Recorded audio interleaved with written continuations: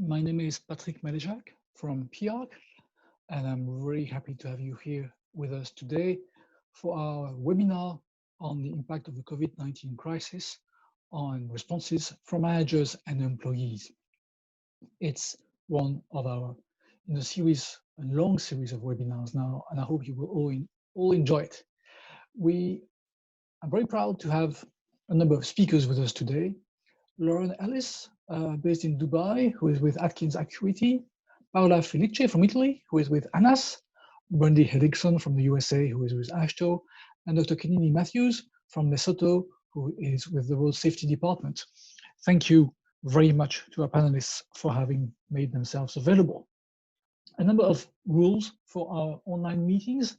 Well, I hope you're accessing this from a device that allows you to see visuals, because we will use presentations and slides. Please mute yourself at all times and turn your video off. This will avoid background noise and connection overload, and will allow everyone to focus on the presentations and discussions. About discussions, please use the chat feature of Zoom and ask questions at any time in text. Please don't turn on your microphone to do that. We will collect those questions and direct them to the speakers at the end of the session, all together during the Q&A session, which is going to be organized and coordinated by Christos Xenophontos from Rhode Island DOT in the USA, who is who's the chair of one of our committees.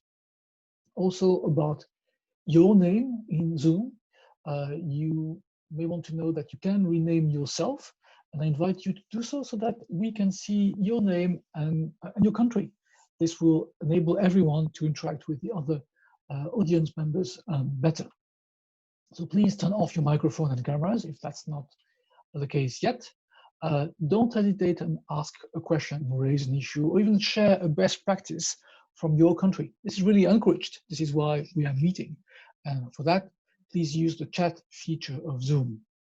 This is really welcome, and I will remind everyone about it regularly. About your name in Zoom, first name, last name, country, sounds like a good plan. The session is recorded, and the video will be shared on our website at www.piarc.org. So our speakers today represent different parts of the world. As you can see, the GCC, Europe, the Americas, and Africa. I'm very glad to have a diverse panel with us today, and many women panelists as well. I think it's worth noting. The key concept for our webinars, some of you may be familiar with this already, is that, well, it's a crisis, and we have to coordinate and share knowledge. Every day counts. It's important to share knowledge and current practice between our members, between PIARC members, urgently, in order to share responses to the pandemic in real time as much as we can do. This knowledge and practice have not yet been confirmed as valid or effective. That takes months and sometimes years of research. And what works in some parts of the world may not be relevant elsewhere. So use with caution, in other words. Inspiration can be found anywhere, and a good idea now could save lives, could help you improve business resilience, and could help you minimize disruption of services. In parallel, we are planning medium and long-term actions, and we will get back to that at the end of the session today in the conclusion. So the disclaimer is a bit, it's a bit of legalese. That's the only time in the session. Use with caution. The ideas and examples shared here are for illustration only, and they do not necessarily represent official policy. They will be subject to further evaluation in PIARC, among other bodies, and they will be used in deriving recommendations on policy and practice in due course. Of course, we have taken all necessary care in the preparation of the material, but we cannot accept responsibility. I'm very happy to be working with a response team from different parts of the world, from different PIARC technical committees. Let me name them here: Christos Xenophontos from the USA, Jose Manuel Blanco Segala from Spain, Jonathan Spear, based in the UAE, originally from the UK, Valentina Galasso from Italy, Yukio Adachi from Japan, Sario Palchetti from Italy, Carolina Evans from Australia, Martin Rich from Switzerland, and Andrea Pace from Paraguay. Thank you very much to my dear colleagues. The agenda and structure today, we'll start with a brief introduction by myself to PIARC and to the issues that are faced by road operators and administrations. We will have 4 presentations about human resource, about organization management, about management in general, how to lead teams through COVID, human resource and organization management, the impacts to state departments of transportation workforce, and the impact and responses from managers and employees in Lesotho. The questions and the answers will come after that. There will be plenty of time for this. And I invite every panelist to try and stick to the 12-15 minutes allocated time. So let me start, this is me here in the corner. Let me start with an introduction to what PIARC is. This is the new name of the World Road Association. We were founded more than 110 years ago now as a non-profit, non-political association. Our goal at PIARC is to organize exchange of knowledge on all matters related to roads and road transport, which is actually what we're doing today. So we have 4 key missions that are assigned by our members: to be a leading international forum for the analysis and discussion of every topic related to roads and road transport. Today, again, we have committees, we have seminars, we convene groups of experts.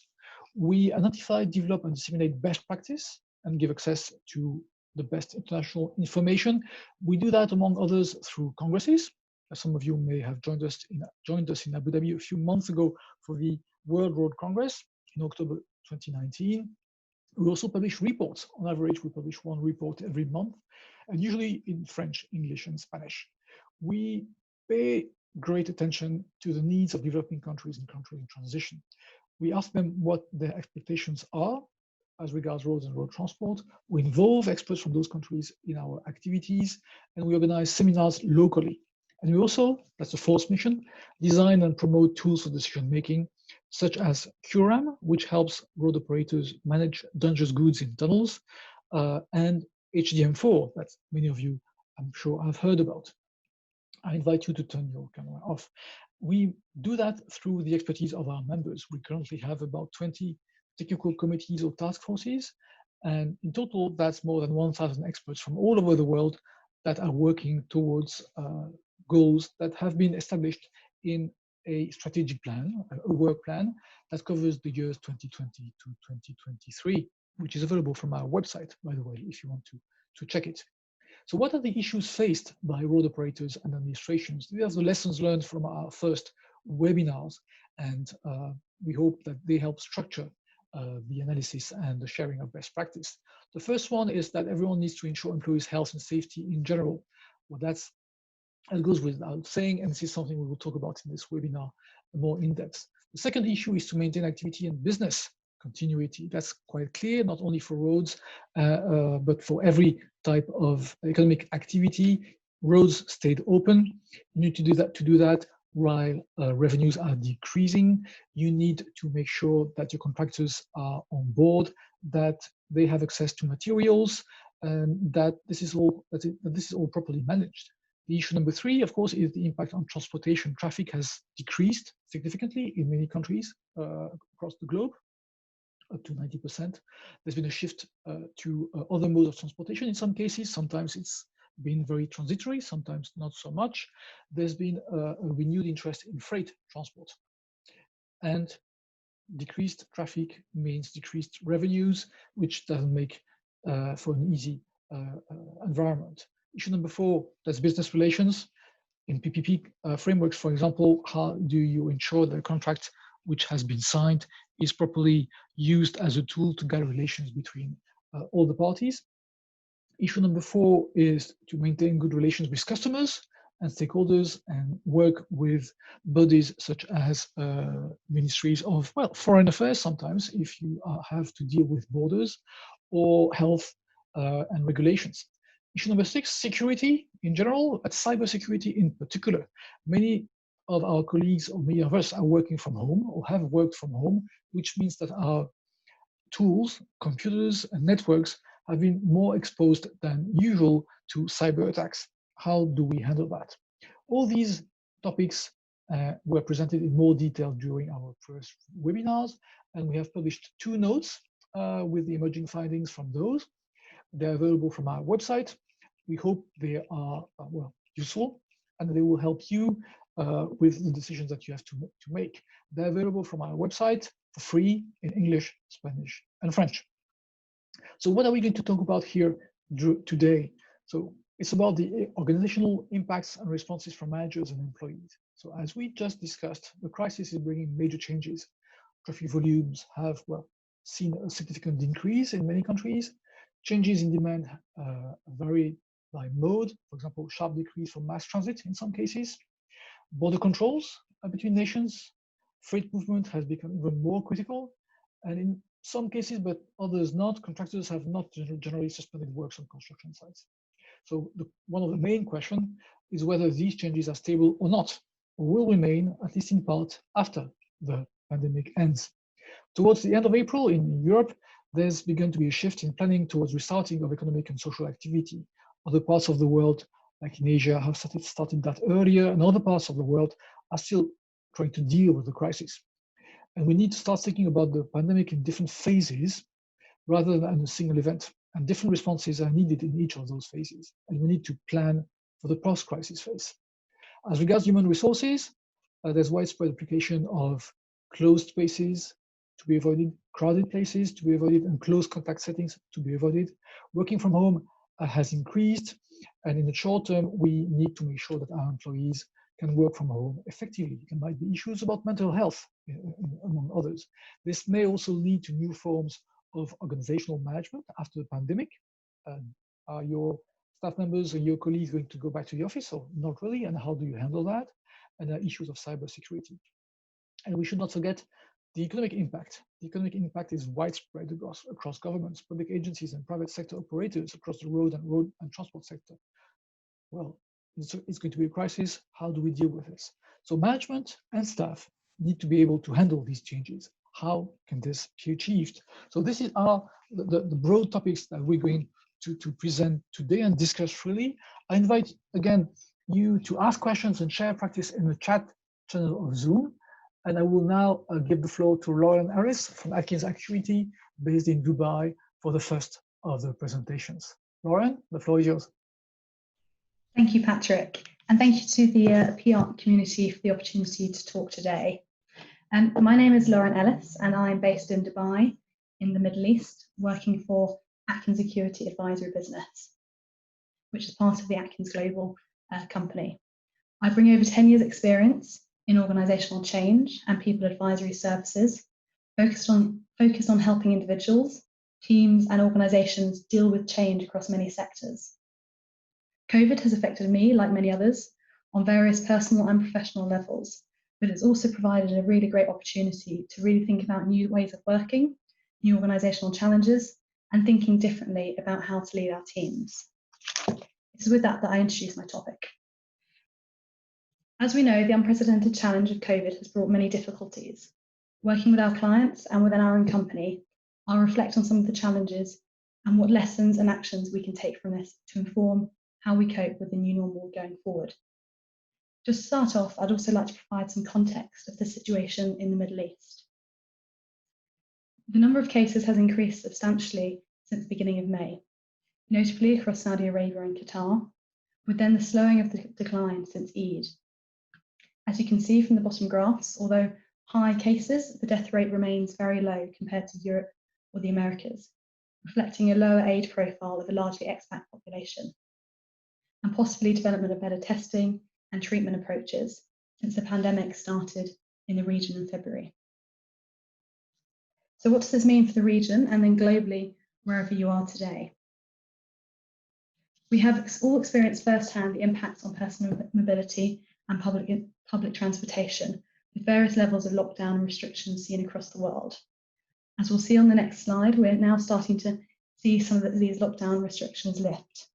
Transport providers returning to normal operating hours, even if still reduced capacity. And although some offices are reopening, organisations are considering hybrid models of working and also identifying cost opportunities for decreasing the need for office space. It may result in a continued differing demand for transport, which will have organisational impacts, which we'll explore, but also will allow the continued positive impacts on the carbon emissions. Globally, particularly from the surface transport, as you'll see on the next slide, the daily drop in emissions has been phenomenal. In our business, Atkins Security here in Dubai, we're a team of just 40, yet in Q2, we saved 156 trees worth of emissions from flights alone. Multiply that to our global business of 50,000 people, then again to the global population, and it really makes us reflect on the impact we had before COVID. But today isn't necessarily looking at all the environmental impacts, but really focused on the organisations and the impact on them. So alongside our opportunities to reduce our personal carbon footprint, what does this lack of global movement mean in the workplace?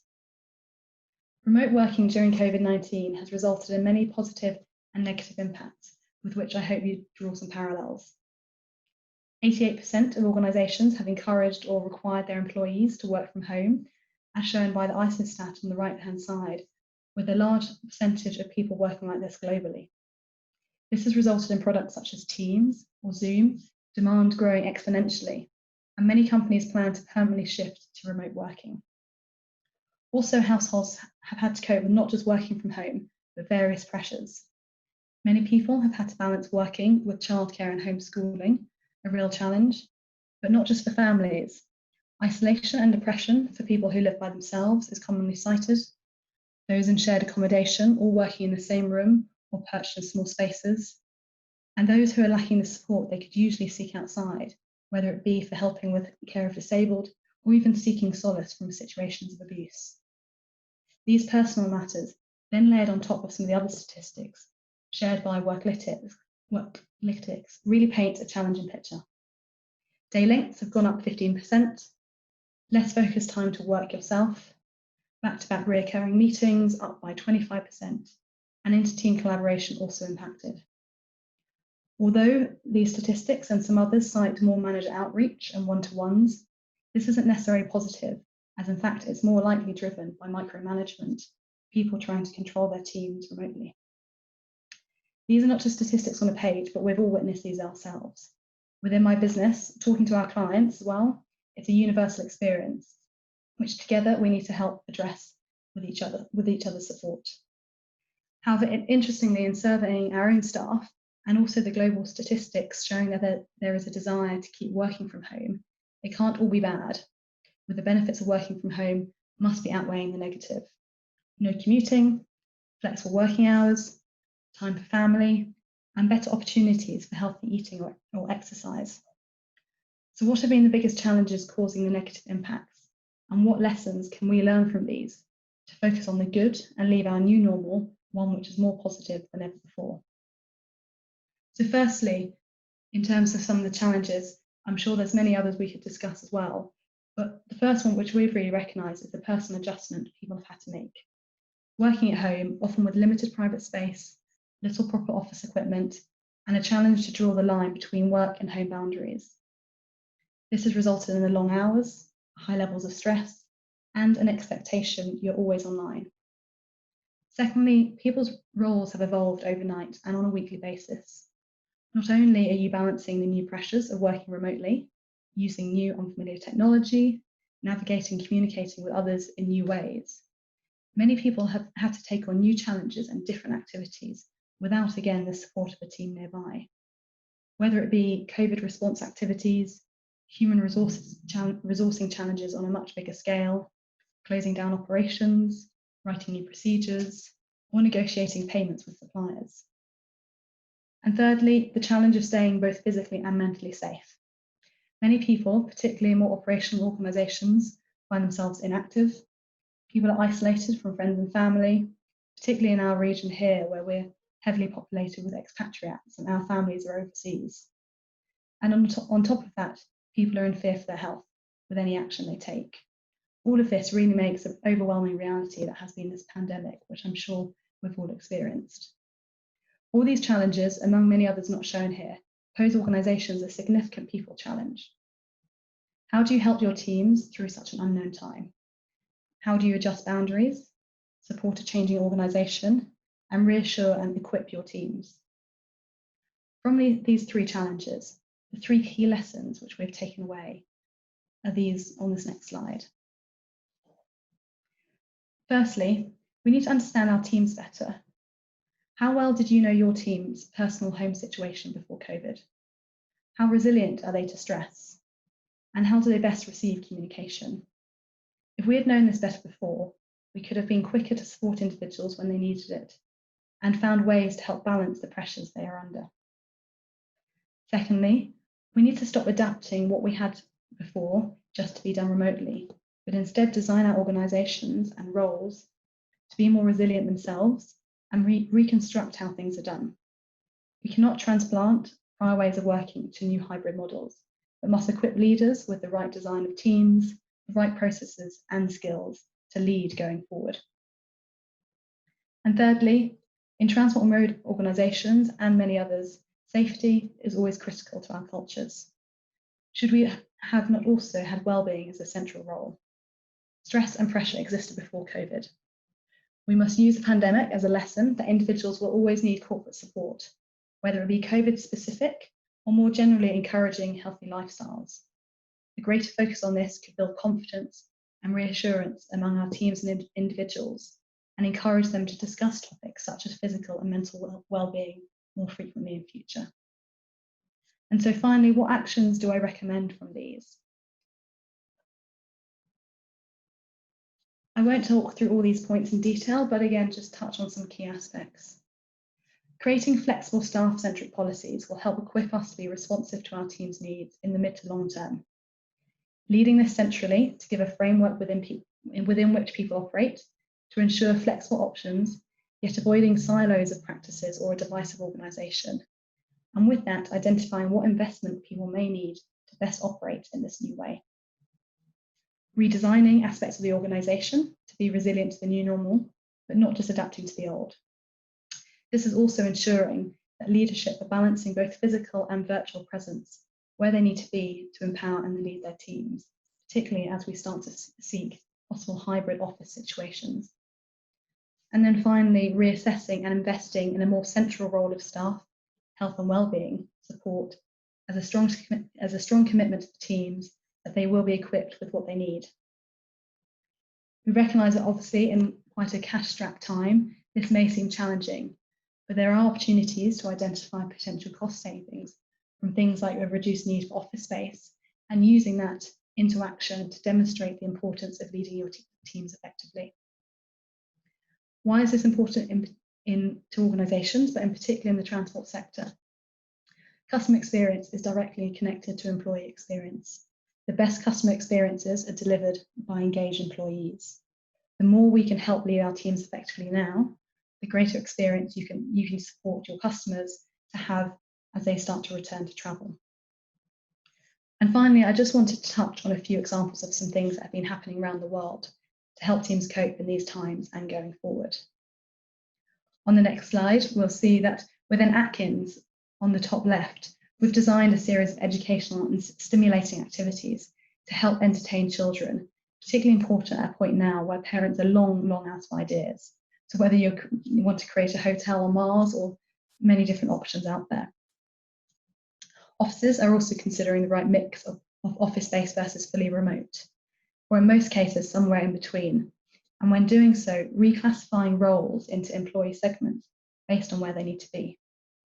Other offices are using coloured wristbands to help staff feel reassured that they can be in the office and communicate externally how much of a distance they want to keep.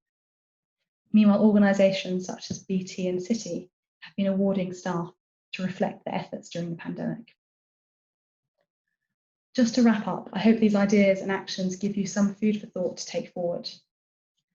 A well-planned return to offices can use this moment to reinvent your organisation and the roles within it, and create a better experience for talent, improve collaboration and productivity, and reduce costs. Critical to your success though, whatever path you choose, is leadership, staff involvement, and agility to change. As Sheryl Sandberg said, now we are aware, we cannot help but change. Thank you, Patrick. I'll pass over to the next speaker. Thank you very much, Lauren. I really enjoyed your presentation. I'm not sure everyone has those questions and actions in mind, and I'm sure it will be very enlightening for many of us, and I expect many, many questions. Thanks again. Thank you. Invite everyone, by the way, to ask questions in the chat channel of Zoom. I now invite Paola from Italy, Paola Felice, for your presentation. Paola, if you're ready.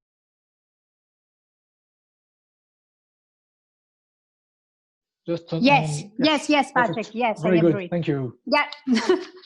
Thank you for this opportunity. And good morning, everyone. My name is Paola Felice, and I have been a manager in ANAS since 2004. I have always worked on a national territory, but since March 2019, I am based in Rome with the responsibilities of industrial relations and administration. In particular, as you can see in the slide, I deal with administration of employees and managers, industrial relations, welfare policies, personnel and disciplinary litigation. As we all know, in February 2020, Italy and the world began to be affected by the new and aggressive virus that changed our lives and the way to work. Next slide, please. Following the global health emergency, SARS-CoV-2 or coronavirus, the Human Resource and Organization Department intervened on the theme, undertaken a series of action to manage in the most appropriate manner the epidemiological emergency, as well as taking account of the legislative measures gradually approved and the guideline issued by the parent company, FS, and the communication operating instruction of the Unity Crisis of ANAS. There also provided guideline and operational instruction to the employee in order to ensure uniformity of the behavior. In the initial phase, specific provisions were introduced aimed at reducing as much as possible the presence of workers in offices to prevent their displacement without prejudicing the course of work performance. Next, please. In particular, as well as to limit as much as possible the movements, have been reduced the presence of large group of people in the workplace to increase the segregation of assets. For example, the prohibition of traveling abroad and the limitation of national travel to strictly vital and in different cases. The prohibition of organizing and participating in events that involve the involvement of a large number of people, etc. Staff selection procedures and training courses were allowed in compliance with current regulations for the reduction of contagion from COVID-19, provided that they are carried out remotely through the use of IT technologies. Next, please. In a later phase, the Human Resource and Organization Department, in view of evolution of the health emergency, has implemented a massive process to start from the second half of March 2020, the modality of carrying out the working performance in smart working or agile work, using the facilitated procedure provided for by new rules approved in this period. ANAS has activated smart working for all managers currently in force. They are 148 resources, and for the majority of the remaining staff, approximately 4,200. For both categories of workers, the recourse to this institute was scheduled until the persistence of the state of emergency, at the moment the 31st of December. The procedure in question was activated also in consideration of the additional stringent measures adopted, including an indication to maximize the use by companies of the agile work method for the activities that can be carried out at home or in remote home. Next, please. In order to guarantee the operation of the territorial structures, the manager in the territories were required to guarantee a presence at their respective workplaces with an alternation, respecting the criteria of limiting attendance to those strictly necessary for the functioning of the service. At the same time, with regard to the technical staff, even if placed in smart working, they also were continuing to perform routine visits, inspection at the work sites active or along the managed road network, taking care to avoid any contact not strictly essential for the activities and to wear the personal protective equipment provided. The next. The Human Resource and Organization Department has also introduced measures to encourage the use of leave and the holidays in full respect of the legislation issued for this purpose in March 2020. In particular, the possibility of using paid leave for personal, family, health, and serious reason pursuant for Article 42, Paragraph 2 of the current CCNL of the employees of the ANES Group has also been extended to the needs related to childcare school age throughout the period of suspicion of educational services for children and the education activities in school of all levels. In order to further reduce the contact and movement that could favor the spread of the virus among the staff, the company was also closed for holidays of the Office of the General Management and of the territorial structures from 11 to 18th March 2020, without prejudice to the supervision of the structures necessary to guarantee the safety and the performance of administrative management activities. Next. In addition, following the entry into force of Decree number 18/2020, which introduces special parental leave for parent workers with children under the age of 12 or without age limits if disabled in a serious situation, and increased family and personal permits for serious disabled persons for the month of March, April, May, obviously June and July, in line with the recommendation of the group aimed to provide for the maximum enjoyment of holidays previous years, has been signed that March 31st, 2020, a labor agreement for employees. In particular, the latter has a requirement to fruition of the all leave residues of 2018, and if less than 10 days, and then those of 2019, up to reach a total between 2018 and 2019, a minimum of days variable from 5 to 10 according to annual leave accrued in here, and the presence of leave residues 2018. The parties have agreed also to leave the parental integration by the company recognized by INPS allowance equal to 50% of salary, up to ensure the payment of 100% of the same amount. Similarly, it has been asked to management staff to ensure from the 4th of April 2020 all residual holidays of 2018, and if less than the number of 10, the enjoyment also the residues relative to 2019, until it reaches a minimum 10 days of total vacation between 2018 and 2019. Next, please. Finally, ANES signed an agreement with the union representative of the managers on March 31st, 2020, with which it was decided not to proceed with the liquidation of the residual leave for the year 2019, exceeding 4 weeks of annual leave equal to a maximum of 11 days at the end of the half year of the current year, as required by the Article 8 of the current CCNL.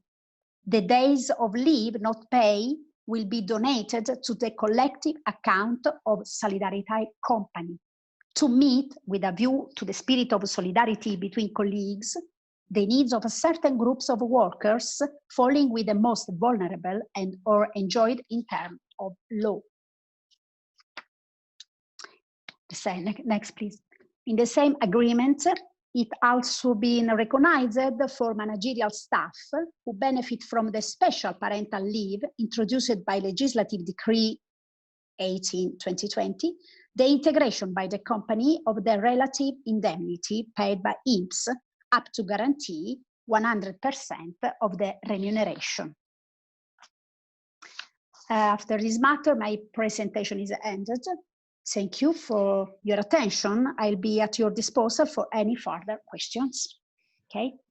Thank you very much, Paola. It's always great to have an experience and a feedback like that from a given company. It's excellent. Thank you very much. I invite everyone to ask questions to Paola in the chat feature, and I see some questions there already to Paola or to Rowan, of course, which leads us to Brandy Hendrickson from AASHTO in the USA.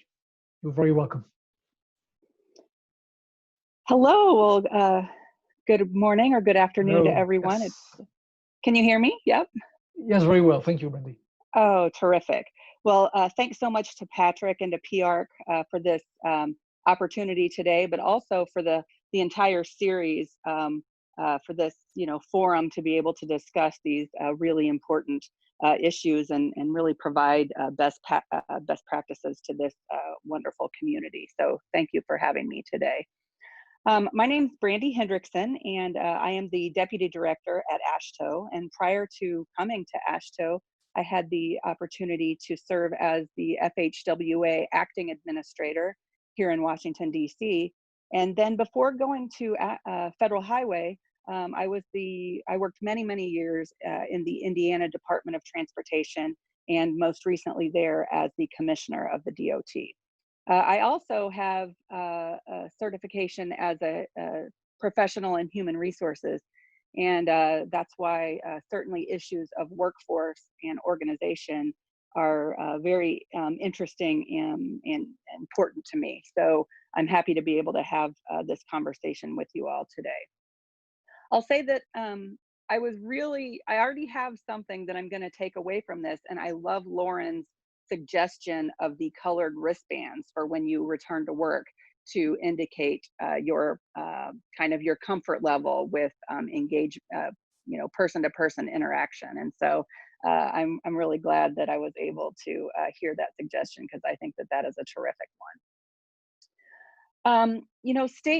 AASHTO is an organization that represents state departments of transportation across the U.S.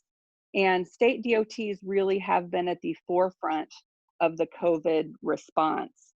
They, obviously ensure safety to the traveling public, so that those really critical, supplies can make their way through our country. And they've been working, feverishly, nonstop since the very early days of the pandemic to ensure the safety and mobility of the traveling public. So with that, our experience here and within state DOTs is not that different from what has, previously been articulated here on today's webinar. But I would like to just give a brief overview of the implications, the impacts to state departments of transportation, just very quickly. As has been discussed, reduced traffic volumes translate to reduced revenue. And early in the pandemic, we saw about an average of about a 50% reduction in traffic volumes during the first month. Obviously, that number was much higher in some places in the U.S. and lower in others, but generally speaking, about a 50% reduction in traffic volumes.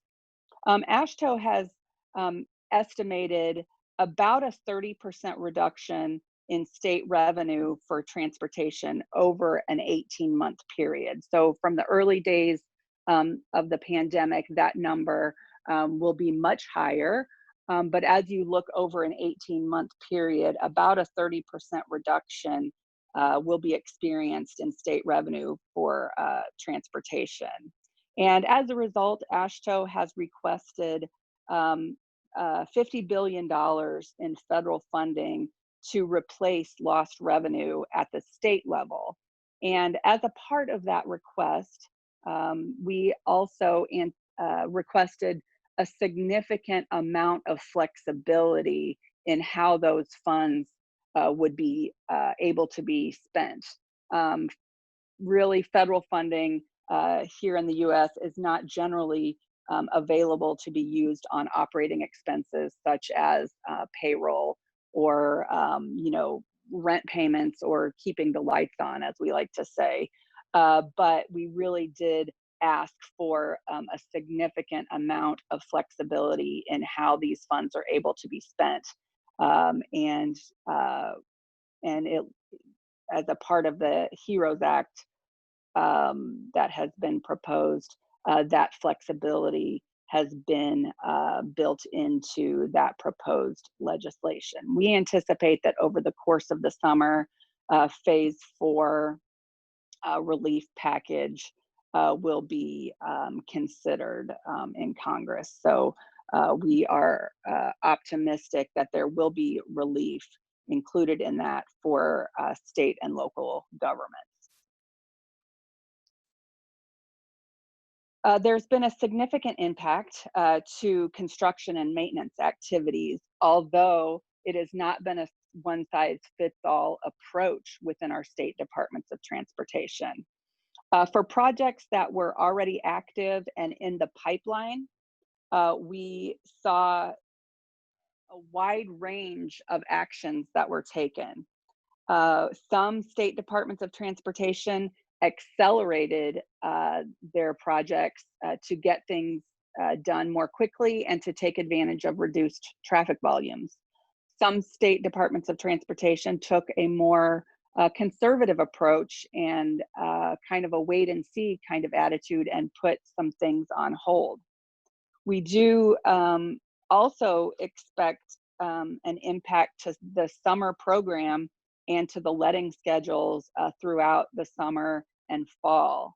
And then we're also seeing, as a result of reduced revenues and uncertainty, a longer term impact on state capital programs and really rethinking whether, in a 1 to 2 to 3 year time frame, whether there will be enough funding to be able to complete planned capital programs as they exist today. So all states are looking forward and adjusting their capital programs for the longer term.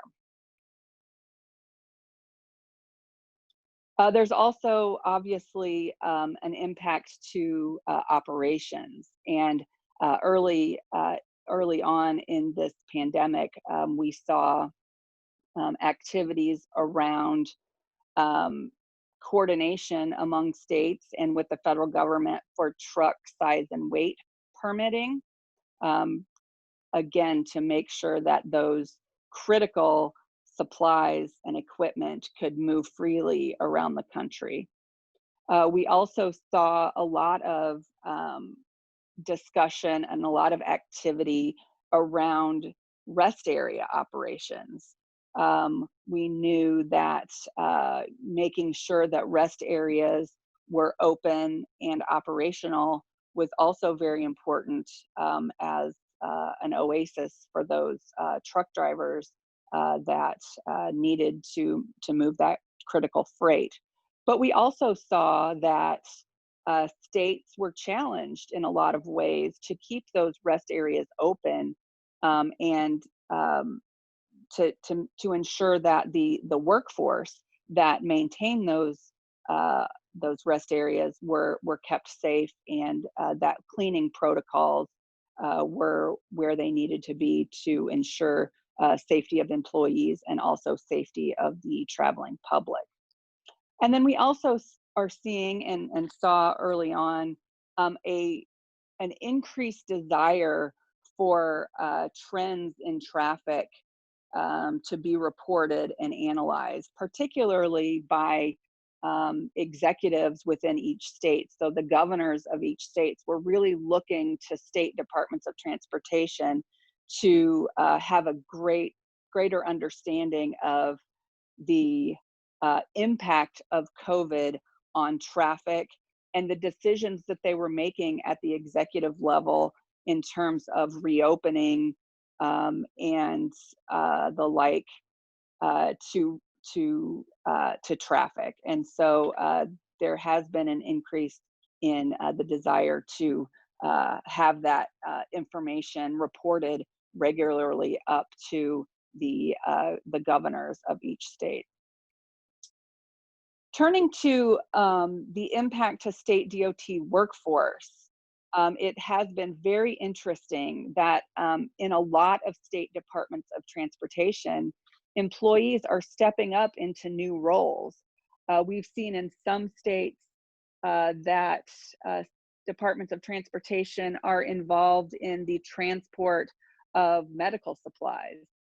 Some, maintenance departments are using their trucks to fulfill the national stockpile and to replenish those supplies. We've seen some departments of transportation really step up and staff unemployment call centers, for example. And even in some states, we've seen DOT employees assisting with the construction of field hospitals. So, these situations call for, everyone stepping up to the plate and doing their part. And state departments of transportation are certainly doing that and stepping outside of their typical roles. Employees and organizations across the country are really adapting and learning how to work differently. We are hearing, situations from all corners of the U.S. about how surprised that people are that they're able to be so productive in this new environment. State departments of transportation are continuously keeping safety and service to the public at top of mind. And also what's not a surprise to me, but has been very apparent, is that state departments of transportation always find a way to get the job done and to work with whatever resources that they have available. And this situation is not different in that regard. Turning to our frontline field personnel and the impact that COVID has had to that workforce, personal protective equipment, while we used to think of steel-toed boots and safety vests and hard hats as our key PPE, now we're looking at masks and gloves for everyone as key PPE as well. And so states are working to ensure that those supplies are on hand for their frontline field personnel. We're looking at more virtual public involvement. So for public meetings, we're seeing more virtual platforms available for those. And also in the construction field operations, holding more progress and partnering meetings virtually. That's become a best practice, kind of eliminating that face-to-face contact, but still being able to be productive and making progress on those construction jobs through virtual progress and partnering meetings. We've seen best practices related to social distancing on the job site, making sure that that in-person operation that is so critical to an effective construction job, making sure that social distancing measures are in place. We've seen enhanced cleaning protocols. We've seen policies that require only one person per vehicle on construction and maintenance activities, and also enhanced protocols in construction trailers related to cleaning, related to the elimination of the use of kitchen areas and different hand tool cleaning protocols and sharing requirements. Moving on to working from home. As is the case, across the world, we've seen significant transition from office work to working from home. What we found is that for those states who had robust and up-to-date continuity of operations plans, it was a smoother transition, and we really encourage the updating of those continuity of operations plans to make sure that pandemic planning is a part of those. Employees who can work from home are doing so. Across the country, we are seeing more and more returning to work, but also a shift in thinking about the need to actually be in the office. And some states are really being able to eliminate some of their office space. Entire floors of government buildings are being handed off to other state agencies because state DOT employees are really transitioning more to a work from home environment. Obviously, the availability of equipment and internet access has been critical for those employees. Really just making sure that employees have laptops and that they have a strong internet connectivity is critical to being productive. And we've seen a variety of different technology platforms being used. And I think that in many cases, those we're still testing out some of those different platforms to see how they work and which ones are best suited for different needs. Also working from home, we are seeing the need for actual more employee engagement. When you can't be face-to-face with your colleagues in the office, we're seeing that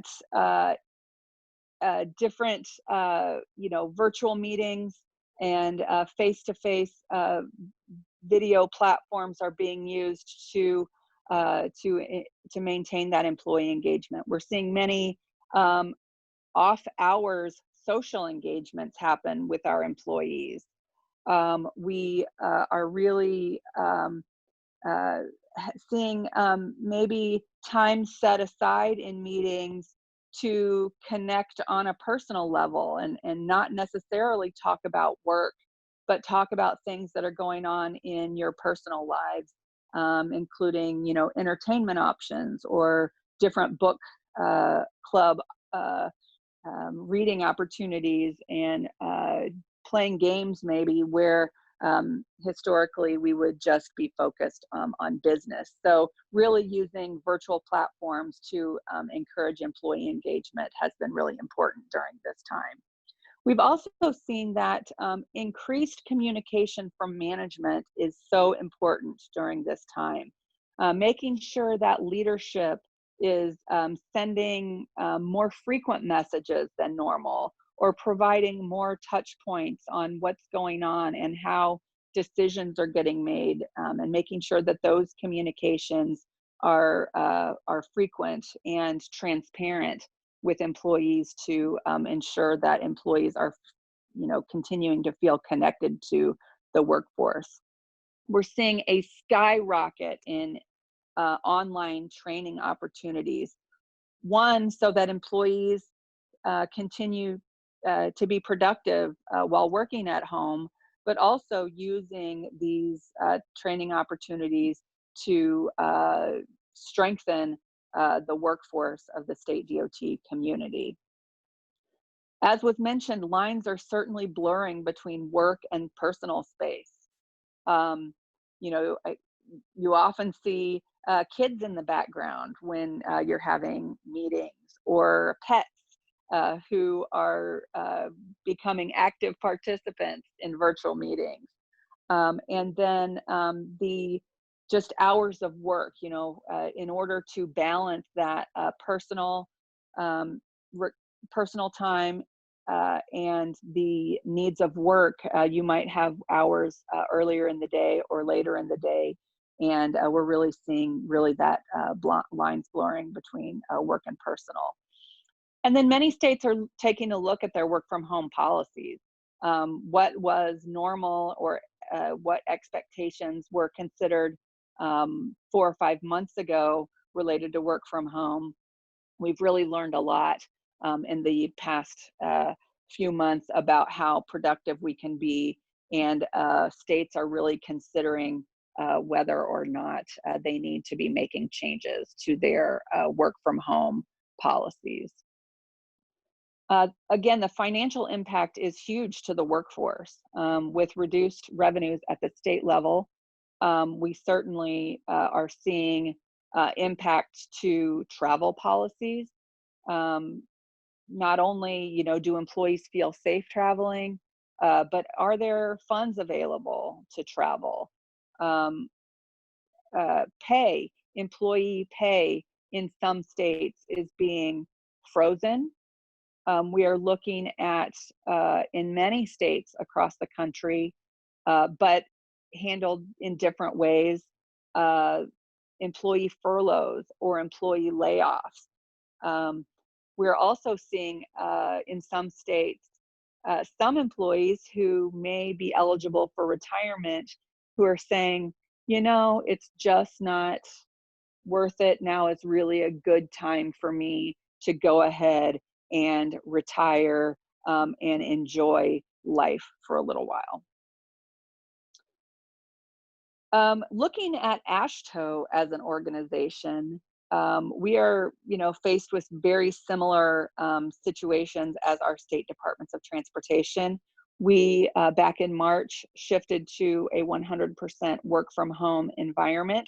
We've continued to be very productive while we've been working from home, particularly being able to shift all of the in-person meetings that we had anticipated throughout the summer have moved to a virtual platform.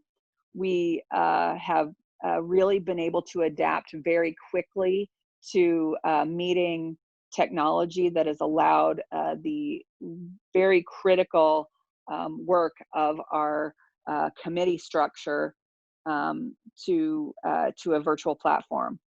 We have financial considerations, obviously, at AASHTO. As we shift these meetings to a virtual platform, we consider the financial situation of our member states as we prepare our own budget. We also know that the technical service programs that we run, as well as our publications, in addition to our meetings team, could have a financial implication to as a result of COVID-19. But in any case, we continue to relentlessly advocate for our members in terms of policy, as well as the finances that we know our states are dealing with. So we are working very hard on behalf of our members. So with that, I will look forward to hearing the questions that you have, and look forward to the next presentation as well. Thank you so much for having me be a part of this webinar series. Thank you so much, Brandy. That was a very detailed and broad presentation. I'm sure that this will attract lots of questions. And thank you very much for being available today. Our first panelist is Kinini Matthews from Lesotho. So Kinini, I invite you to, well, just turn on your microphone and to join us. Thank you so much for being here. Thank you very much. So I was saying that I come from Lesotho, and I am going to be speaking to you on the effect of this coronavirus here in my country. And I would like to mention to you that here in Lesotho, really, as far as transportation is concerned, because we are a very small country of about 2 million people, and even the country is still like developing, we do not have this large transport sector that I can really be comparing it maybe to the developed country. So I really want to emphasize from the beginning that the transport in Lesotho, we are talking about, I think we've got a total of 370 vehicles. So you can see that there is not really a lot. So that will be my outline of the presentation. I will touch on the effect of COVID-19 on the Lesotho transport sector and maybe some long-term impacts that I can foresee, and the intervention is response from some of my managers, and then the conclusion. Thank you. You can go to the next. Thank you. So yes, so that is Lesotho. And this is the city of Maseru that you can see. We only have one street, and yeah, that is as small as my city can be. So yeah, I think we can go to the next slides. Thank you. Like I said to you, here in Lesotho, we are really like beginning to try to improve on transportation. For example, we really do not have even the international airport. The airport that we have, I can't really comment much on it because it's still very much under construction. The government is trying to improve it a lot to, you know, to at least call it an international airport. You don't even have the aeroplane of our own. So that is why I decided to exclude the air transport. And also, as you know, Lesotho is a landlocked country, fully inside South Africa. So as such, we don't have you know, oceans around us. We are completely landlocked by South Africa. So what is really important then in the transport sector is the road transport. So I will briefly be talking to you about that. So road transport in this country is the main system of the inlet transport, and then it accounts for 97% of our passenger transport, and it accounts for 94% of freight transport. And as you know, that motorization has, of course, enhanced our lives here in Lesotho. But of course, as far as the COVID is concerned now, I can say that the benefits has also now come up with a price, especially as far as the pandemic has a very significant impact on the public transport in Lesotho. So as I can tell you that the public transport in this country, although it is not even at the very best transport mode, I can rely on, even if it is in my country as such. But the public transport, yes, is there, although it's not so efficiently and so, you know, accommodating and as efficiently as I can compare it to the developed countries. But of course, yes, there is a public transport comprising of some buses and some taxis. Although the taxis, sometimes we find that they are not so good, you know, they are not so comfortable. But of course, we are using them as a developing country. So we really have a public transport that is not so developed, if I can put it that way. But yes, there is a public transport. So as I indicated, both the air and the water transport are not significant in this country for the time being. Can go to the next one. Can you go to the next one? Yes.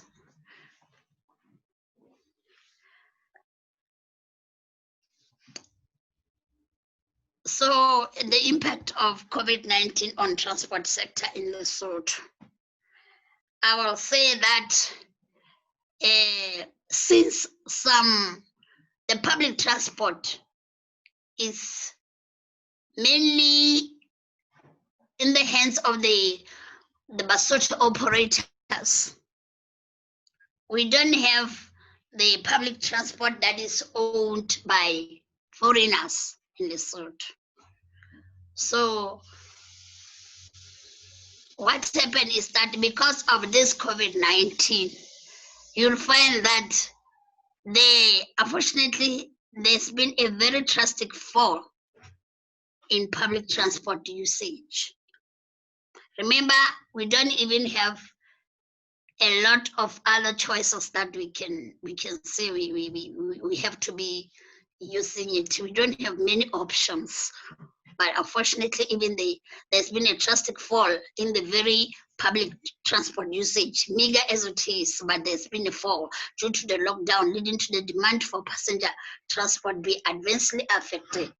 So we have a problem whereby even the operators, the Basotho operators, they are running at a loss right now as we talk. So there's also been increasing restriction imposed by the government, because I think this has been the case in almost all the countries in the world. There's been some kind of restriction imposed as far as the public transport of such nations are concerned, and this has not been the exception in Lesotho. There have been increasing restrictions imposed by the government on public transport, and making transport as one of the primary victims of the pandemic.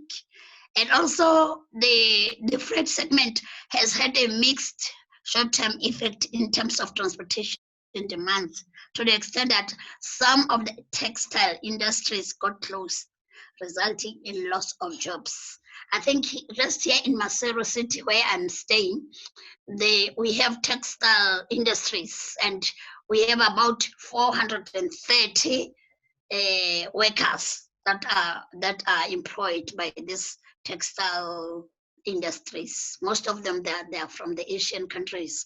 So I mean, there's been quite some losses of jobs because of COVID-19, and as a result, the freight segment was also affected, because you'll find that the consignment that was supposed to be taken from Lesotho to Durban, whereby normally they will be then taken to America or some other countries, then there was an impact, the very, very negative impact, resulting in some of those firms and some of those women who are working in these firms having lost their own jobs, and this has been very, very bad. In Lesotho, the national COVID-19 was declared on the 26th February until the 5th of May. There's still a lockdown even as I talk to you now, because you find that due to this COVID-19 still kind of increasing. It is true in Lesotho it's not increasing at an alarming rate, because like now no one has been declared dead because of COVID, but we've been told that about 24 people now has COVID-19 and they're in the hospital, but we're hoping that they will recover. Thank you. Can you go to the next one? Thank you. I also want to highlight here that unfortunately the use of public transport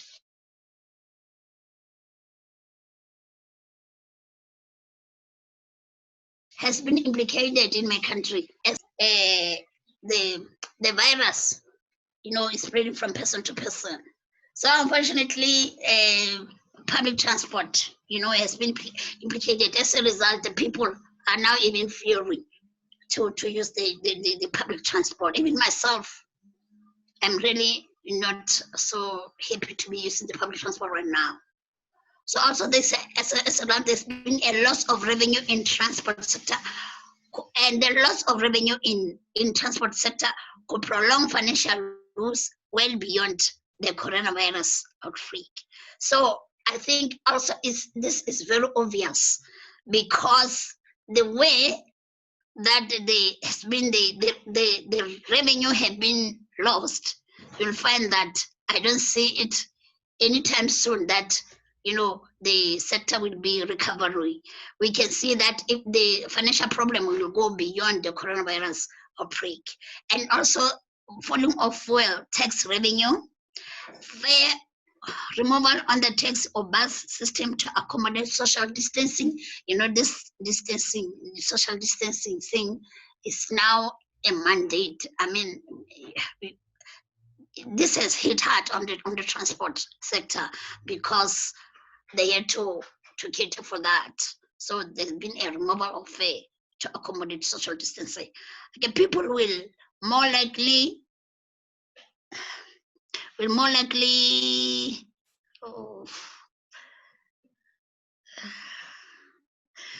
people will more likely rely on their own personal cars as a result of the pandemic. I mean, that should be the situation. Everybody who is afraid to be, using the public transport, of course, they will rely on their own personal car, and that will mean another problem: congestion, accidents, increasing of accidents. Thank you. Can you go to the next one, please? So the potential long-term impact of this pandemic, I'm thinking that potential long-term financial fall as a long-term impact, and move from transport of country citizens to keeping a core transport system operational with a skeleton workforce in most transport organizations. So here at home, you find that because most of the people, they're now afraid of using the public transport. Of course, it's no longer like the transport is the transport that we used to know, that as if your transport that is able to move country citizens. But now, of course, it will be just be keeping a core transport system operational. It's just to keep it with a skeleton workforce in most transport organizations in my country. And of course, one of the long-term impact is that there's a sudden change of revenue for transport operators, and this is a hard truth that is happening right now. A long-term investment program may need to be replanned and reprioritized due to the reduced revenue. Thank you. Can you go to the next? Responses from some of the managers. Use of personal productive equipment in transport has been highlighted.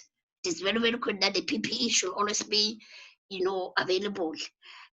Again, commercial banks should reorganize their lending terms and conditions in light of unexpected shocks to revenue. Transport leaders should determine the cost and the revenue implications of low ridership and protect core assets.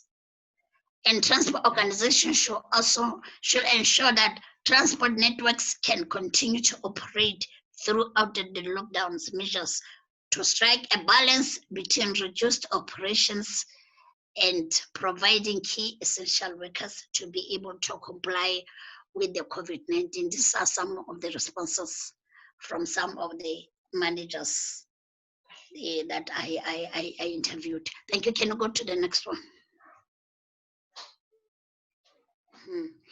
There should be a strategic plan. Some told me that there should be a strategic plan to direct measures to return to the normal operations, because we can't say for 2020 things are not as normal as we used to be. So they should, in order to return back to the normal operation, of course, there was this feeling that there should be a strategic plan. Government and transport stakeholders should work together to ensure the long-term financial viability in the transport sector. This is a really a problem. So it's a challenge. So the government and the transport stakeholders, they should try to work together to ensure the long-term financial viability in the transport sector is to be maintained. Key personnel should be protected and available during the lockdown periods and during the extensions of the same. So it is very, very important that the key personnel should be there in transportation anyway. Big infrastructure project like a road extension should be postponed for the time being. So this was also voiced out by Ruth Directorate that big infrastructure project of this construction of this infrastructure in Lesotho, they should be postponed until further notice. And impacts of COVID-19 risk on supply chain should be identified and exposed to be addressed efficiently. Thank you. Can you go to another one? Thank you. Conclusion. Okay. As a result of COVID-19 outbreak, there has been a significant drop in commercial vehicle transportation in many countries, and Lesotho is not an exception. It is therefore critical that there be a coordination between the government and the transport sector, working together for lasting solution if the transport sector has to be sustained. And I can also say to you that I think it is so important that we have got this kind of workshops or seminar or conferences between countries, whereby we can learn from one another what we can do now in our countries because of this COVID-19 outbreak. I thank you very much. Can you go to I think it's the last one. Can you go? Thank you very much. Thank you very much, Dr. Matthews Kinini. Thank you so much for joining us. I know you were in a meeting with the minister just before, so I know your time is precious.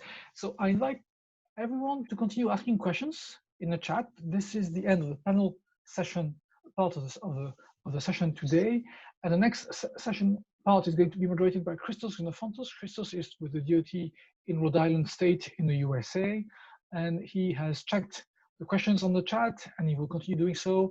So Christos, well, the floor is yours. Thank you very much.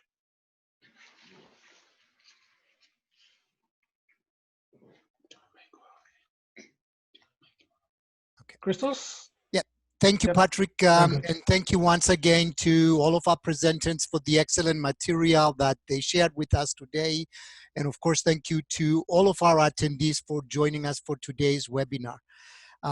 We'll start with question to Lauren, please. And Lauren, is it possible to advise on a budget for employee health and well-being, maybe as a percentage of some base figure, since different countries would be different? Yes, thank you for that question. It's a challenging one in the fact that there's lots of kind of research out there about how much to invest in wellness, but it's typically done on kind of per employee figures, which obviously does then vary by country and currency. So I don't necessarily have a specific percentage, but I can provide a few examples. So in the UK, they predict kind of per employee. If you put a wellness strategy in place, between £51 and £75 per employee a year. But whilst in the US, because of the healthcare system is quite different, the UK benefit from a national health service. In the US, a lot of the wellness programs also incorporate healthcare cover.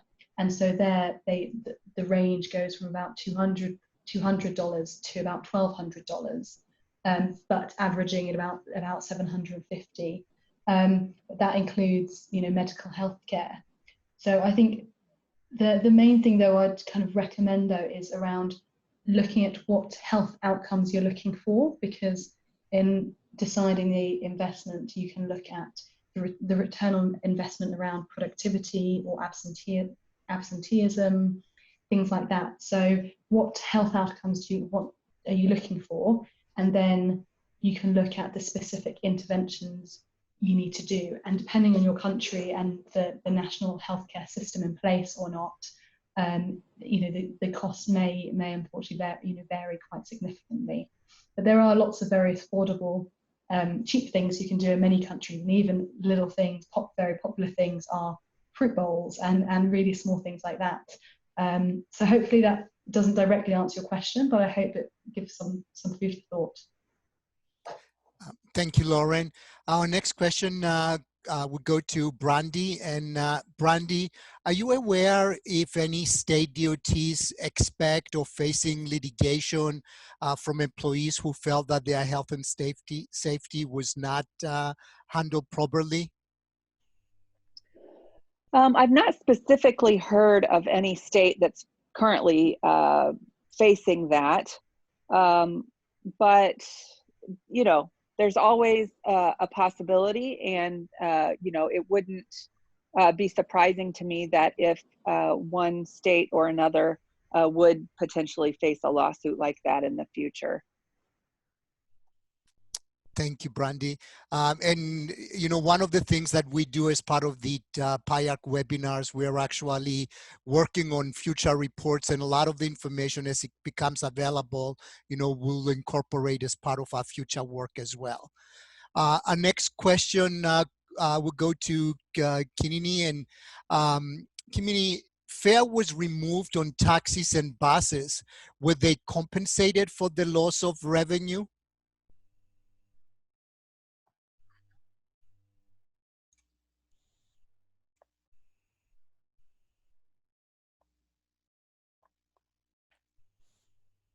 Patrick, are we?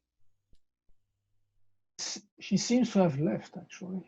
Okay, all right. Then I actually have, I will move to some of the questions that we have for all of our panelists, and we'll do a little panel discussion going. So, it was here. Oh, she's here. Yes, can you hear me now? Yes. Yes, so I was saying that there been some kind of compensation, but because the operators, you know, the transport operators, they were not happy about that compensation because they consider it very, very small. So there have been some, you know, some people were contesting about that, and there were some kind of stayaways, you know. They were angry, so they were protesting, and you know, some kind of strikes. So I can say yes, there was some kind of compensation, but it wasn't really, you know, what they were happy about. Yeah. Thank you so much. So our next question will go to all of our panelists, and we'll start with Paula. And I would like to ask the speakers on their view on what you believe is going to be the most important long-term effects for the workforce in transport administrations. Paula?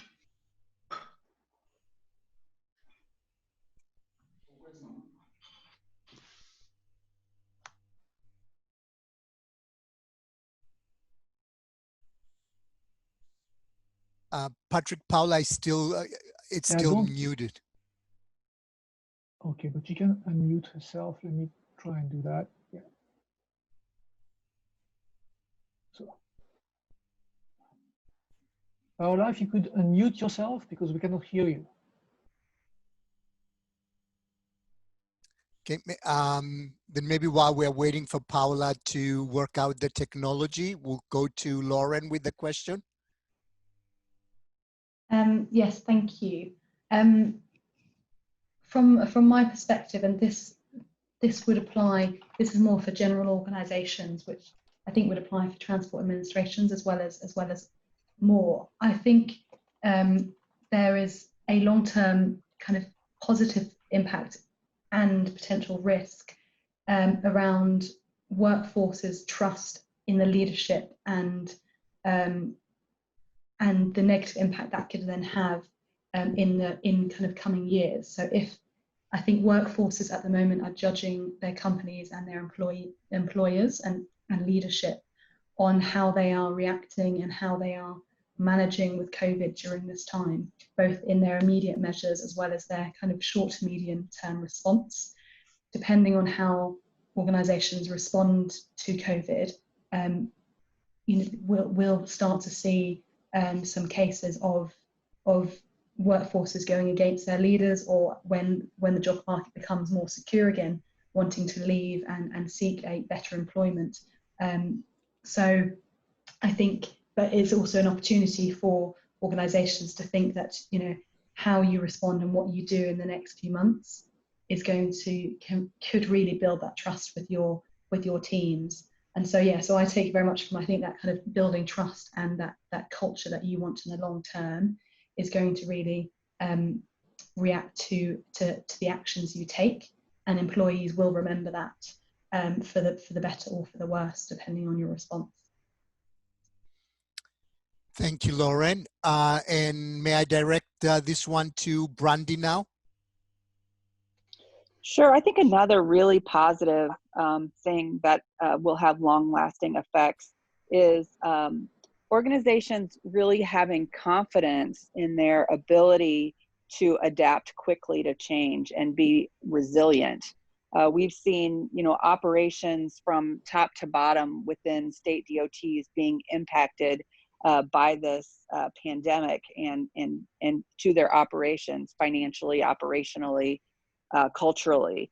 And I think that organizations are stronger because of it, but also can just take comfort in the fact and have confidence in the fact that they were able to pivot so quickly to this new environment and be able to provide great value for their citizens. And so I think that confidence will translate to you know, other parts of their organization, but will serve them well as other situations arise that require them to be nimble.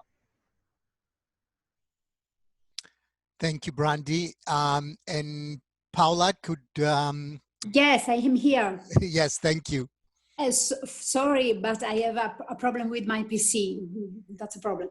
Okay. In Italy, we have no problems for the transport because the FS, there is our mother company, have very strictly travel, but ANAS is more concentrated with personal organization and smart working for people, because our activities are all open. We are the work on the street, and there is no problem in this period for this pandemic emergency. Thank you, Paula. And I do have to say that I really like the term smart working instead of working Yes. from home, because Yes. at least in the United States, and Brandy, correct me if I'm wrong, but when public employees say they're working from home, it almost like has a stigma. But smart working, it's such a more elegant term to use. Yes. So, Kinini, may I ask the same question of you, please, relative to the most important long-term effects for workforce in agencies? Mm-hmm. Thank you very much. I'm thinking that for me and in this country, it is important that for the future, the Ministry of Transport, they should try and have the strategic plan that they should be, you know, encompassing the government, the transport organization, and the commercial banks, because it is important that there should be some kind of a strategic plan to return to normality, because as it is now, it is very, very important that they should sit down together and they should make a direction of where they should take a country to. There should be some kind of, that's why I'm saying that there should be some kind of a strategic plan to try to work out the way forward between the government, how the government is assisting the transport organizations in the country, and also to touch on the commercial banks, because most of the Basotho people, they, you know, they are borrowing money from the commercial banks. So I think it is very, very important that there's a clear understanding between the three, the government and the transport sector and really the commercial bank, to understand this pandemic that has fallen the country and what is the way forward, so that each one will be in they know what they know the way forward, they know the direction, the clear direction of what they are going to be doing as far as the COVID-19 is concerned, and how they will be able to defeat it in the transport sector. I really think that there should be some kind of a strategic plan as far as I'm concerned from the government, but of course they should be working together with the transport sector. Thank you. Thank you, Kinini. And since you are already on the line, I will extend the next question to you as well. Yes.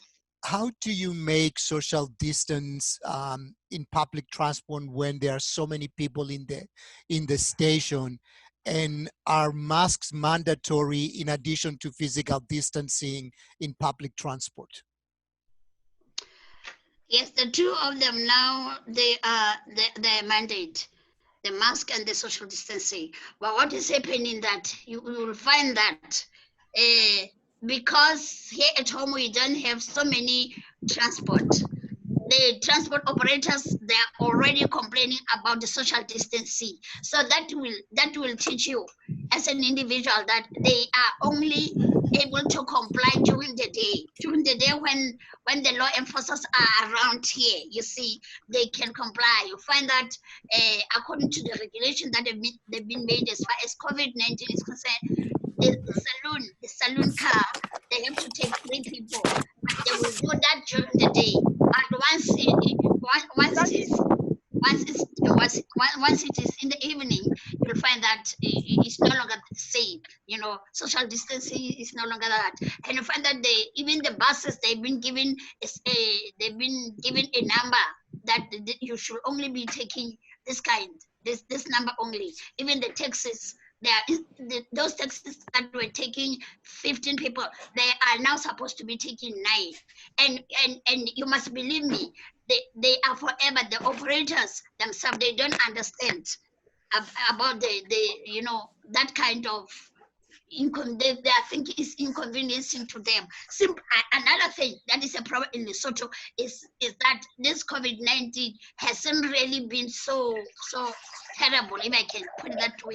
It's not so bad, if you get my point. So until now, we don't kind of feel the scourge of COVID-19. As a result, it is even a problem when you consider that in public. Social distancing is not really like, respected, if you see what I mean. They don't comply. You find that a car that is supposed to be taking 3 people will be sometimes it's taking 4 people. And we don't have trains. The taxis, if they're supposed to be taking 9 people, they are taking some 13 people. So I'm trying to say, this COVID-19 has come so abruptly. As a result, it is so difficult for this the operators in a country that is still developing to be fully complying with whatever the government is saying.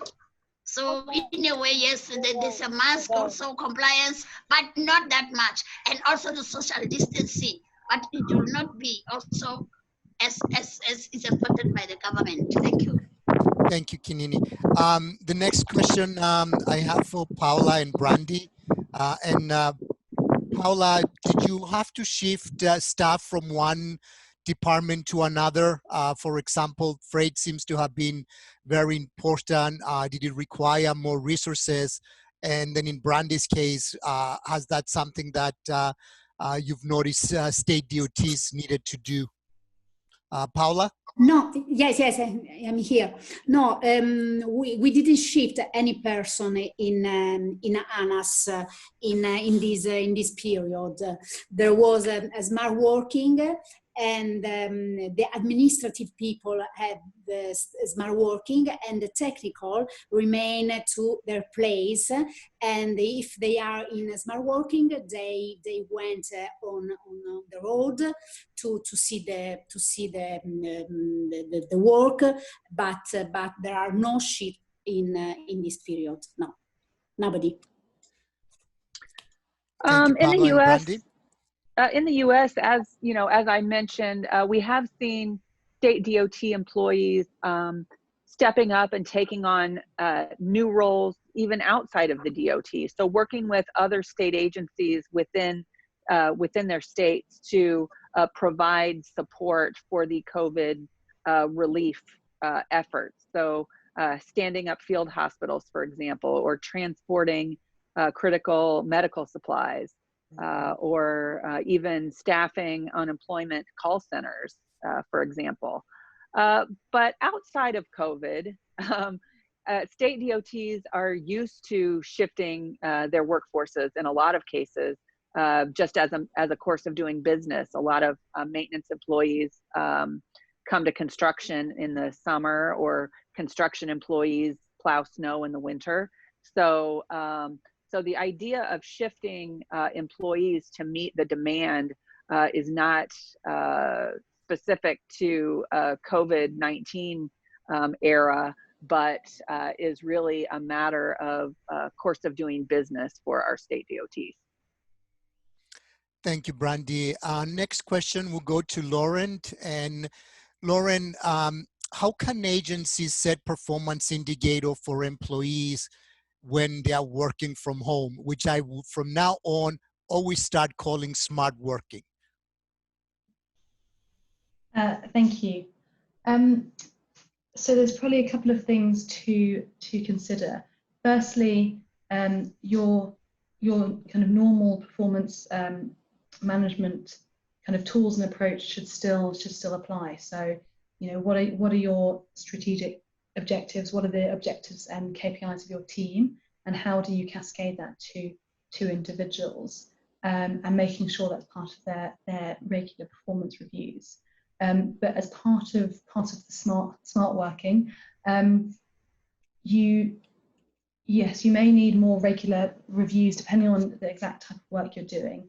If there are important objectives and activities to be done each week, what we've actually been doing in our team, where we've got to measure how much time we're spending with different clients and things, we have a tracker in place which allows us as a whole team to share and talk about what progress we've made against some of our key activities. However, there is a risk there around being seen to be micromanaging, and it's around how you communicate the purpose and the intent of that performance review. And it's not about necessarily judging the individual. It's about making sure that they have the support they need in carrying out their activities.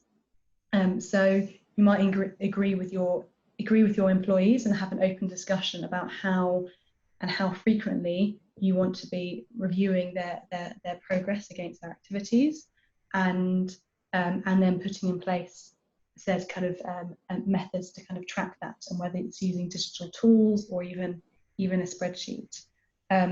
Depending on the situation, depends on whether you might just do that on a one-to-one basis with your line manager, or in our case, what we've been doing. So we've been doing it as a whole open team, but we have very good open communication and trust, and we know that doesn't link to necessarily performance issue conversations, more about supporting each other on a day-to-day basis. I hope that answered the question. Yes, thank you, Lauren. Our next question, it's actually a perfect question for our webinar in 2 weeks on July 15th on safety. But we will ask it here today as well, and it's to Kinini. And in Senegal, they have noticed that there has been a growth in young two-wheelers road crashes after the lockdown or the end of the emergency state. Is it something that you have also witnessed in Lesotho, Kinini? Can you come up Again with the question, please. So the question is relative to whether you have experienced a growth or an increase in young two-wheeler road crashes. No, no. Okay. In Lesotho, yes, in Lesotho, if I tell you the honest factor that is happening, COVID-19 is just being prepared. It's not. It hasn't really, hit the country.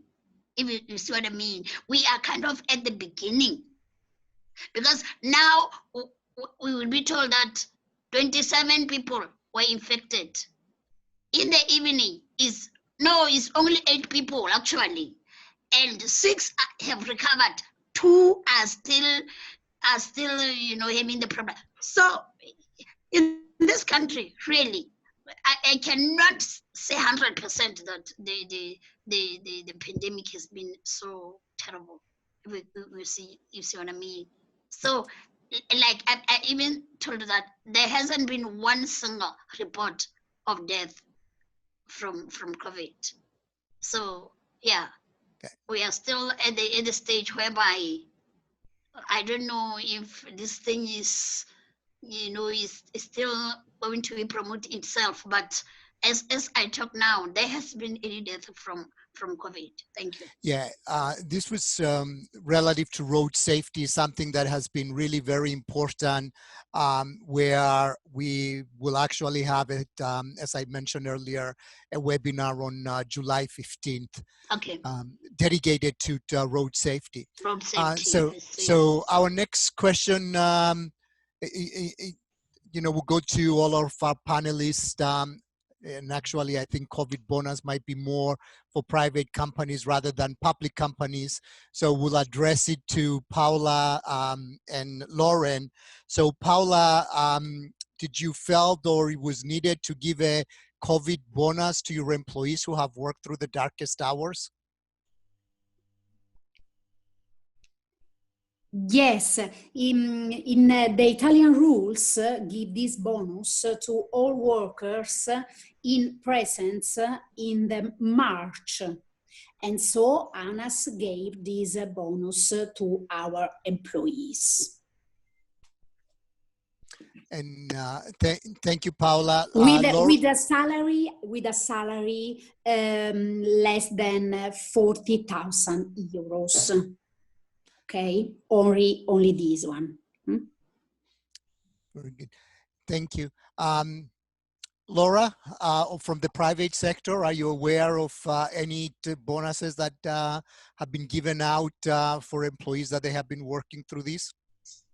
No, and actually what's been happening more commonly, particularly in the consulting and engineering sector, is temporary pay reductions in this period whilst people address their cash flow issues and losing revenue, which so unfortunately actually the opposite has been quite commonly cited. However, that being said, in coming months, when it comes to the kind of the short and mid-term response, then that might be something which gets looked at once people are out of this recovery stage.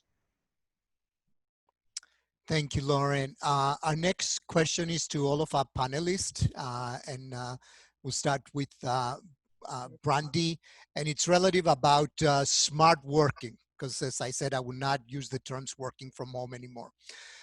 So we hear and read so many different things about what the new normal is going to be, or that it's going to be this or it's going to be that.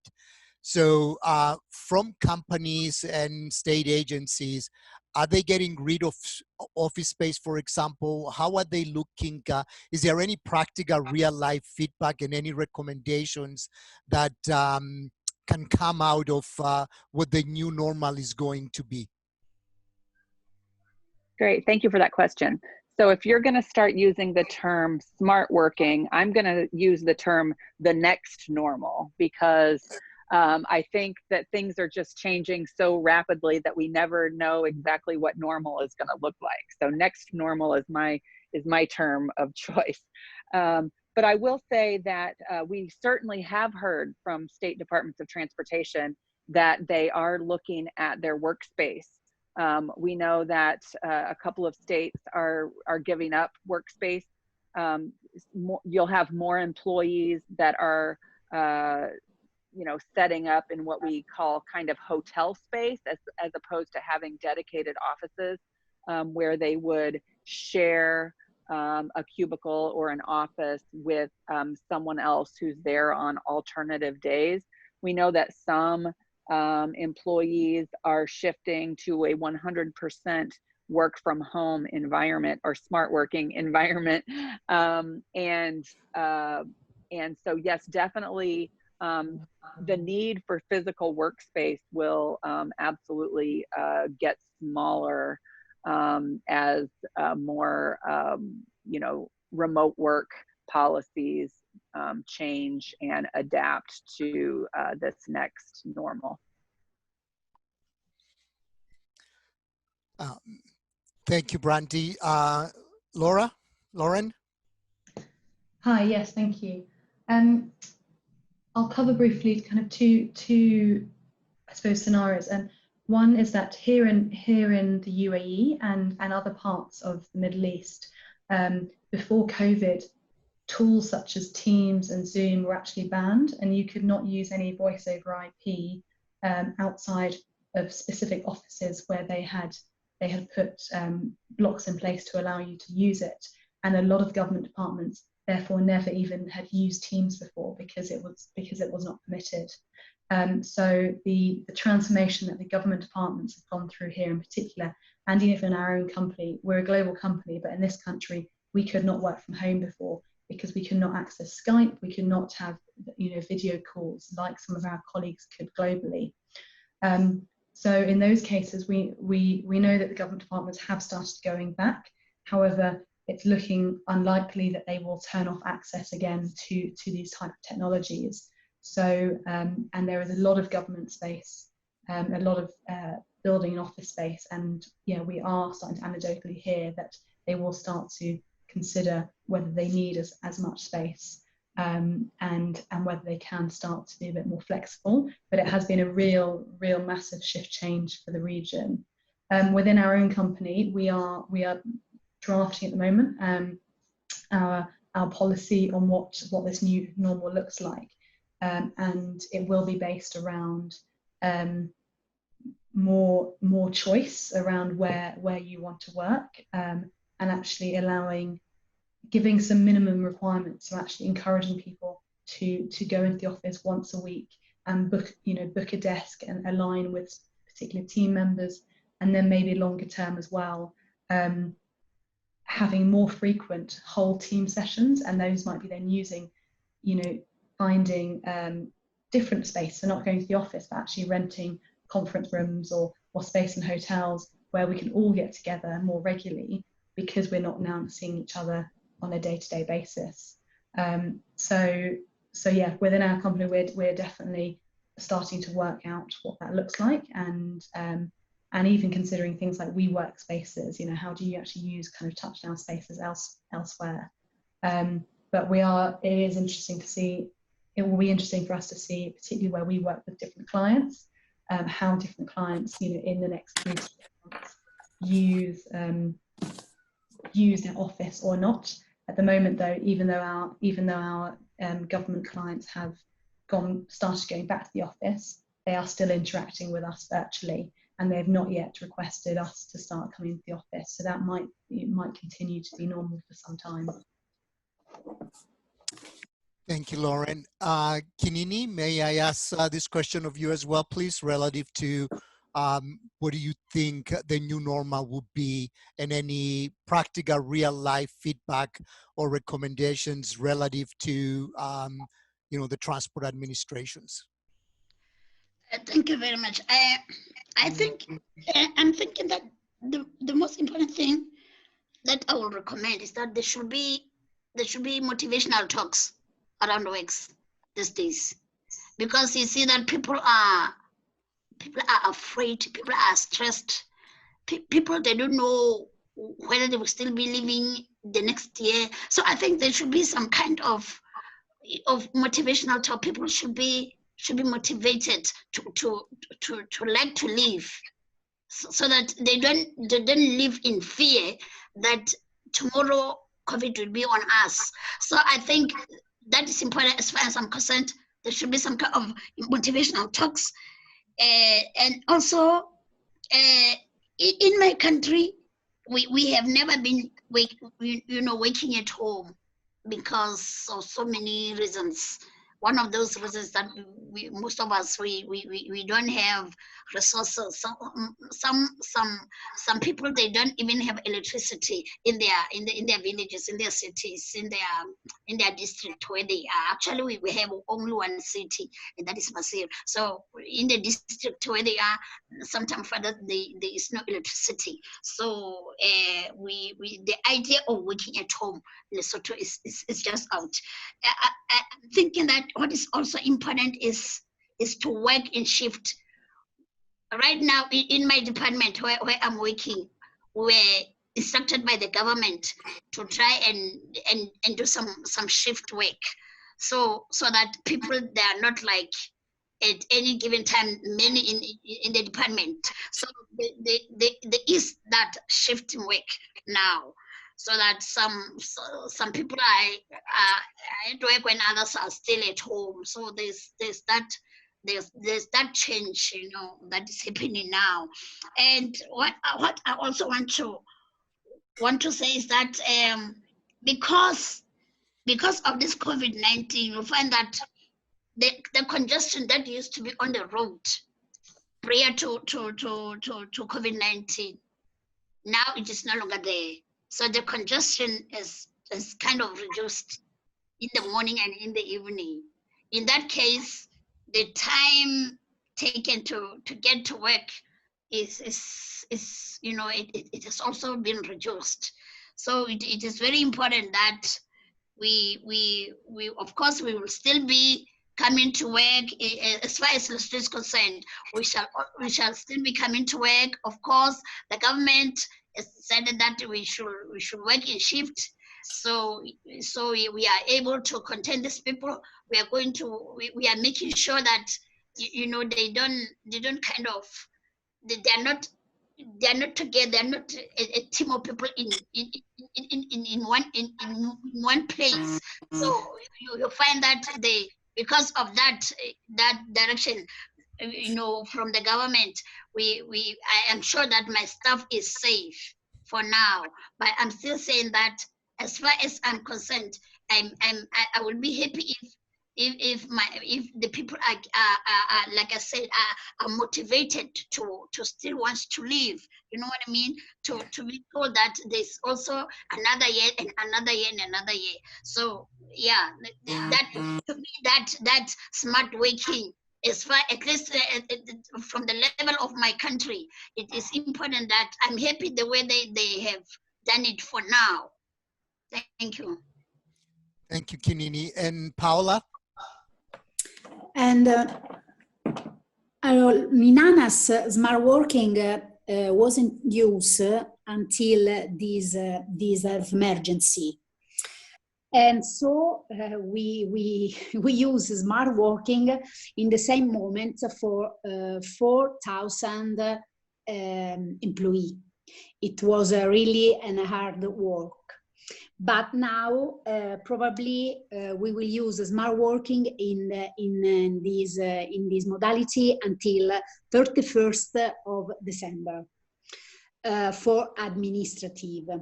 Then we will use smart working in a different way with agreement with the organization of the employees. And instead, the technical, we will continue to work on the road in the same way. We hope this.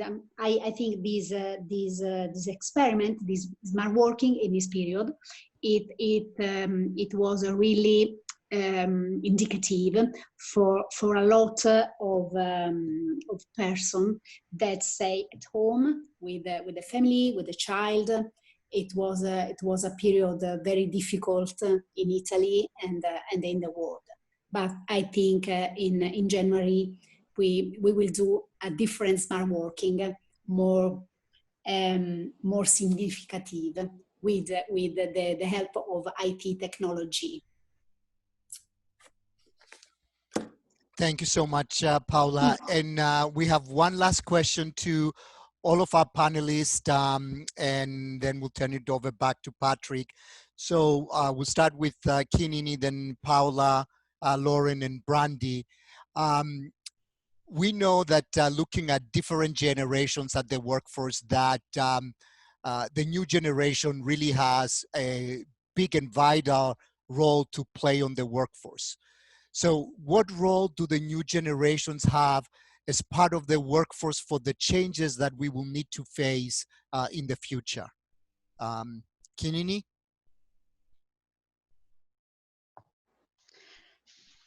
Thank you very much.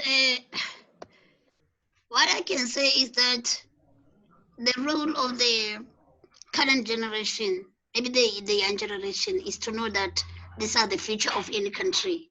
They are here to live. They're here to make sure that there will be tomorrow for the country they're in. So what I want to say is that it is important for this very young generation to make sure that they take care of themselves. I mean, they become responsible with their own lives. We are in an era whereby you find that even the young people, they are 100% drunkards. But it is so important now to be able to see that it will not work for them anymore. Even if prior to COVID-19, they will be living in this kind of whatever lifestyle. But now they have to be eager to be advised. You know, if they are given advice that do not do this and this, so that you are able to live, so that you're able to take care of your life. If they are saying put on the mask, they have to know that they have to be smart enough to listen to that. If they say social distancing, they are not be going to clubs, because these are the future of any nation. So I will say it is important that even now that we are confronted with this very cruel monster called COVID-19, it is important for the young generation to know that they are very, very important to any country they belong to, and they should be taking care of that country themselves, because this is their country. This is where they belong. This is wherever, this will always be where they are going to be. So it is important that they take care of themselves. They listen to what is it that will help them, and they work hard, and they're responsible, and they respect themselves. They respect whatever is it that they are being told.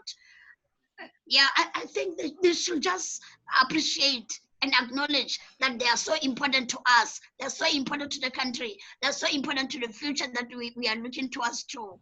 So I'm sure if anyone who is now in the workforce and they are young, they should know that we are looking at them. We are depending on them. The country is depending on them. Thank you very much. Thank you, Kinini.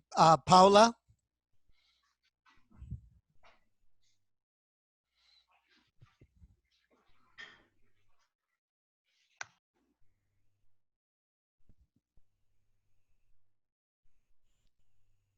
I think we need to unmute Paula. Yeah, she can do that Okay, herself. did you hear me? Okay. Yes, thank you. Yes, yeah, no. In Anna's smart working is helping to change mentality. We have seen a new way of working. Working by objective makes everything more efficient. Now people have understood to work for goals is empower everyone and make us ready to face a new way of working. And so we want to continue this new experience for us. For Anna's smart working is really a new way to work now. Thank you, Paula. Lauren? Yes. So interestingly, Atkins wrote a report a couple of years ago on Generation Z and millennials and how they're changing the workplace. And I think in light of COVID, there's a lot of research which says Generation Z is very much a kind of do-it-yourself generation. They've got drive and they just get on with things. And they also have a very strong social purpose, more so than necessarily the millennials and Gen X. And actually they want to make a difference in the world. So, you know, we've seen a lot of the trends around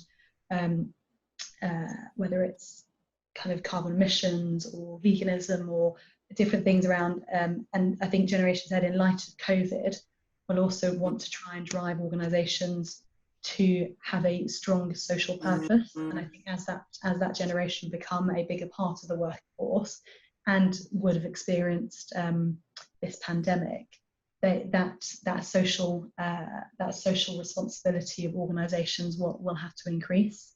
But I think they can very much help us do that.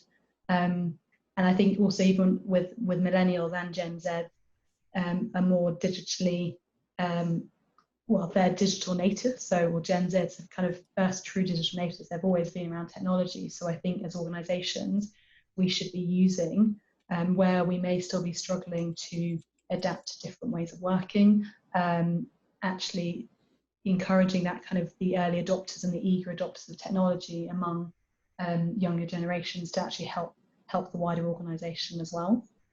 But I think the main challenge will be as well, they're quite, a lot of researchers, they're quite reliant on a fun workplace and socialising. And so how do you then help those generations who aren't yet settling down with families, who actually really rely on the social interactions of the workplace?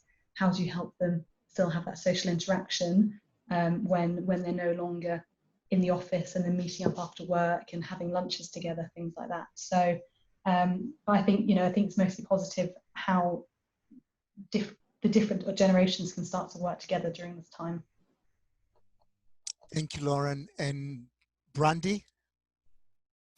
I mean, I will just echo a lot of what's already been said, but I think that the younger generations have already been really pushing the envelope in different ways in the workforce and really driving change already outside of COVID-19. So I really believe that, in terms of rethinking the way that work gets done, reprioritizing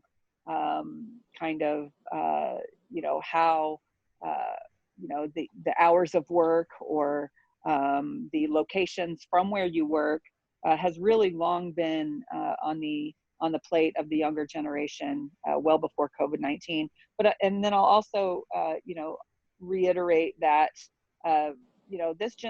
the new generation of workforce were really born with iPhones in their hand, and so the social media aspect and the online collaboration tools that have recently come into the workplace really are things that this generation is very comfortable with already, and will continue to drive how we work in the future. Thank you, Brandy. And once again, I would like to thank all of our presenters for the excellent material and their thoughts that they shared with us today, and also all of the attendees that been here with us. In closing, I will ask one last question to Patrick. If you could please tell us a little bit more about what else is PIARC planning in the future relative to supporting organizations and members.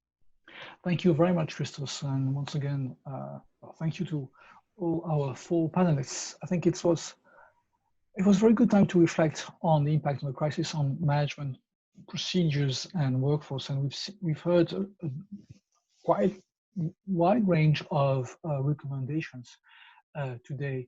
And I'd like to say that in my personal opinion, the new normal we might want to wait for the new normal a few months from now.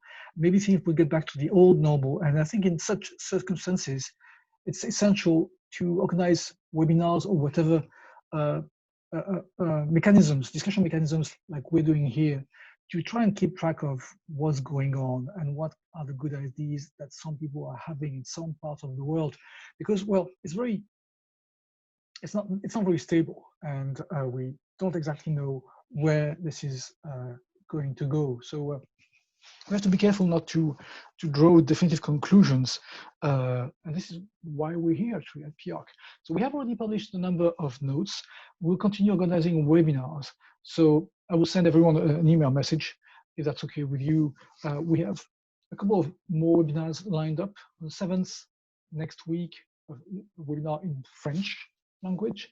On the 9th, a webinar in Spanish language. On the 15th of July, a webinar focusing on road safety impacts from COVID.